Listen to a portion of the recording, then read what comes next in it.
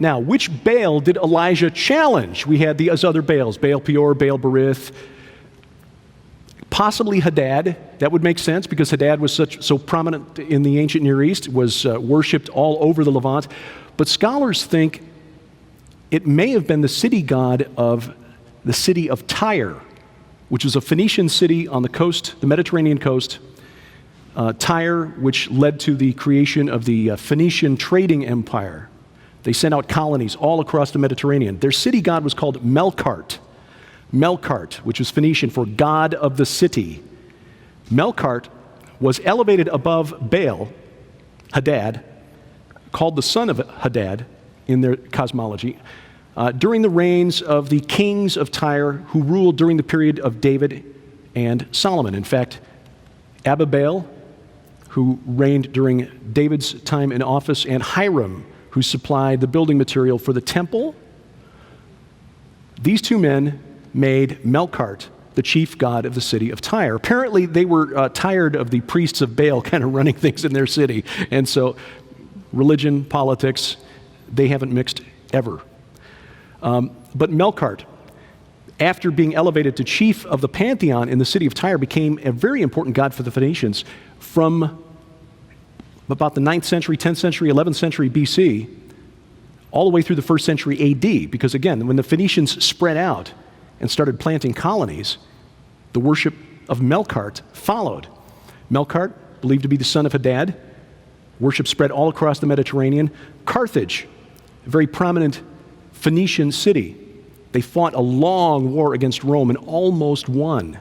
Hannibal, if you're familiar with that name, the great Carthaginian general, he was a Melkart worshiper. In fact, he went to war with Rome, reportedly, because of a dream vision he had of Melkart, showing that he was going to be the one to bring destruction to Italy. He did, but didn't win the war, sadly. Well, sadly for him anyway. Temples to Melkart were found as far away as Spain. So again, this was a god that was worshipped all over the Mediterranean world for 1,000 years, the time of David to the time of Jesus Christ. Now, the worship of Melkart was probably brought to Israel, the northern kingdom, by King Ahab.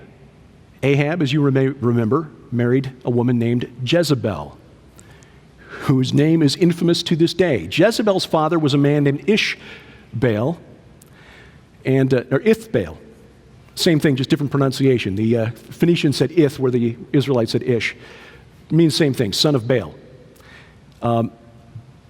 Ithbaal was a priest of the goddess Astarte, who also had a long career. She was also known as Ishtar to the Babylonians. So Jezebel was really evangelistic in promoting the worship of Melkart, and that's why she promoted the priesthood and tried to kill all the prophets and priests of Yahweh. But it is possible that the worship of Melkart came to Israel even sooner than that. There is a report by a 2nd century Christian theologian named, I'm not going to pronounce this right, Tatian. He quotes Phoenician historians as saying that Hiram not only sent materials to Solomon to build the temple, he sent one of his daughters, one of those little marriage alliance things. And his daughter reportedly convinced Solomon to worship Astarte, the goddess of sex and war. So Ahab and Jezebel. Ahab was a rough guy. You had to be in those days to stay in power. He was the son of Omri. Omri was the king in the northern kingdom, killed his predecessor after 7 days in office. I guess he figured 7 days was long enough to figure out the guy wasn't any good at the job. Ahab ruled Israel from 885 BC to 850 BC, and we know that Ahab was a historical king. He's attested in Assyrian records. The Assyrian king Shalmaneser III lists Ahab as one of his enemies. Ahab was part of a coalition of city-states and nations from basically the Levant that tried to keep the Assyrians out. They won that battle, but it was just temporary. Jezebel, like I said, pushed the religion of the Phoenicians, the worship of Melkart, the worship of Astarte, and Ahab, as you can read between the lines of reading 1 Kings, wasn't one who said no to Jezebel. He built a temple to Baal, Melkart probably, in Samaria, made an Asherah. This, in effect, in the supernatural realm, was a military operation. They were trying to establish a beachhead inside territory that Yahweh had declared as his. Last night I talked about the conquest and how it was a holy war against people who were either from the bloodlines of the giants, the Anakim, or they were totally sold out under total dominion of gods that were absolutely opposed to Yahweh. This was Baal, the enemy, Melkart, whoever, whatever name they wanted to go by. This was the supernatural rebels trying to work their way back into God's holy land. So, the first we read of the prophet Elijah, and by the way, I should have given credit where credit was due right at the beginning of this talk. Sharon was the one who brought this up. My first talk here, I talked about these 7 mountains, because mountains have always been holy, and it seems like when you read the account in the Bible, mountains are always playing a key role at some point. Eden, which was the original holy mountain, of course, Mount Sinai, Babel, which is the artificial mountain, Baal's holy mountain, Mount Zaphon, Mount Hermon, where the watchers came down and began to take wives, and, she said, you missed one. Mount Carmel. That's why we're doing this talk tonight, because there's a lot of stuff here.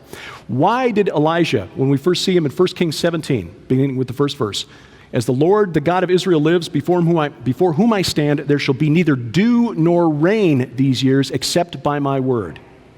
God tells Elijah to prophesy to Ahab, no rain until I say so. Why? Because Baal was the god of rain, and you need rain to grow crops, and without rain, you starve. This is God not just getting Ahab's attention, this is God saying, you think Baal's the god of storms? Watch this. So the drought, we learn in the epistle of James, James 5:17, tells us that the drought lasted for 3.5 years. 3.5 years. We had a drought in Illinois a few years ago, 2011. September, the corn was only up here. We thought we were having it bad.